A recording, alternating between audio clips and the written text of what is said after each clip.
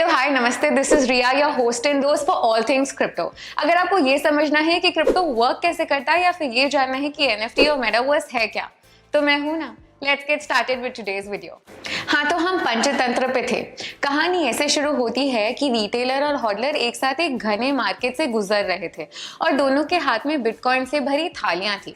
उस मार्केट में लंबे लंबे एडीए के पेड़ थे, कहीं मैटिक के फ्रूट्स थे और काफी तरीके के ERC-20 बुशेस भी थे। इतने खूबसूरत जंगल को देखकर रिटेलर ने सोचा कि काश ऐसा हो जाए कि उसको यहाँ से जाना ही ना पड़े। ऐसे ही हर रिटेल इन्वेस्टर एक बुल मार्केट को देखकर सोचता है, वो भी हमेशा अपने एसेट्स को सिर्फ ग्रीन में देखना पसंद करता है। ठीक वैसे ही हमारी कहानी के रिटेलर भी उस मार्केट की हरियाली को देखकर बहुत ही सरप्राइज थे। वहीं दूसरी तरफ हॉडलर का इस मार्केट से रोज का आना जाना था। वो कई सालों से यही कर रहा था और उसे ये भी पता था कि जितना ये खूबसूरत है उतना ही बेयर्स का यहाँ पे खतरा है।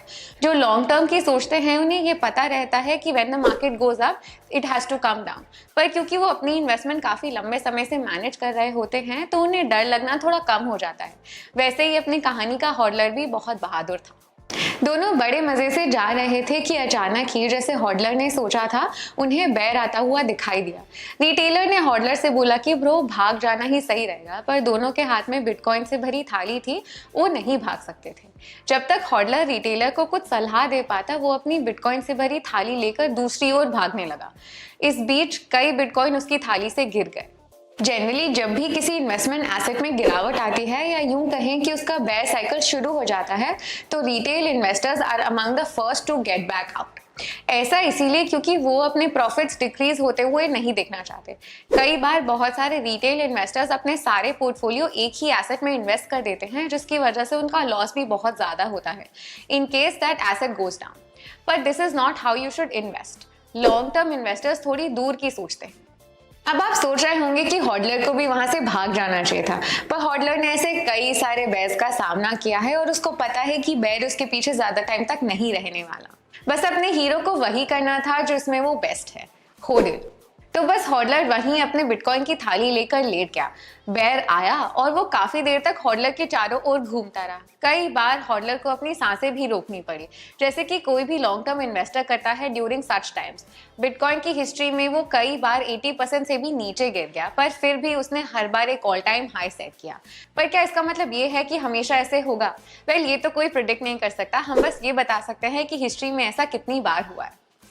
अप्रैल 2013 में बिटकॉइन वाज डाउन बाय 83% और तब उसकी वैल्यू $80 पे आ चुकी थी। क्या आपको पता है बिटकॉइन दिसंबर 2013 में कितने वैल्यू पे था?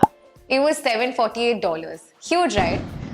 मार्च 2017-18 में जब बिटकॉइन क्रैश हुआ था इट्स वैल्यू वेंट डाउन 84% और तब उसकी वैल्यू $4000 के आसपास थी। पर साल खत्म होने तक BTC ने वापस रिकवर किया और उसकी वैल्यू $5000 पे आ गई थी। बिटकॉइन के लिए 2011 के $2 से 2021 के $68,000 तक की जर्नी आसान नहीं थी और ना ही आसान थी हॉडलर्स के लिए। पर क्या होल्ड करना ही बेयर मार्केट में इन्वेस्टमेंट्स मैनेज करने का बेस्ट सोल्यूशन है? Well, this is one of the most effective ways. There are different methods to manage your portfolio while there are such times going on. जैसे कि choose assets with strong fundamentals. हमेशा ऐसे assets आपको choose करने चाहिए जिनकी fundamental बहुत ही strong हो। ऐसे assets जो real life use cases पे based हों और real life problems का solution provide कर रहे हों। उनमें bear market को bear करने का potential होता है। कई बार आप ये देखोगे कि बहुत सारे इन्वेस्टर्स बेयर मार्केट के टाइम पे अपनी इन्वेस्टमेंट्स पर डॉलर कॉस्ट एवरेजिंग यूज करके लॉस रिड्यूस करने की कोशिश करते हैं। पर आपको हमेशा ये ध्यान रखना चाहिए कि आपकी इन्वेस्टमेंट्स उतनी ही हों जितने आप लॉस अफोर्ड कर सकते हो। You should never be greedy and you should always take wise decisions. हर बार की तरह इस बार भी हम आपको अपनी रिसर्च करने के लिए प्रमोट करेंगे। We may do your own research. On that note, portfolio diversification भी बेयर मार्केट सर्वाइव करने में हेल्प करता है। आपको अपनी इन्वेस्टमेंट्स हमेशा डाइवर्सिफाई रखनी चाहिए। बेयर मार्केट टाइम में आपने देखा होगा कि कई सारे अच्छे कॉइन्स और टोकन्स की वैल्यू गिर जाती है और वो अंडर वैल्यू ट्रेड होने लगते हैं। तो why not find and research about those coins and understand the value they bring to your portfolio. और ढूंढने से तो यार भगवान भी मिल जाते हैं, ये तो अंडर वैल्यूड एसेट्स ही हैं।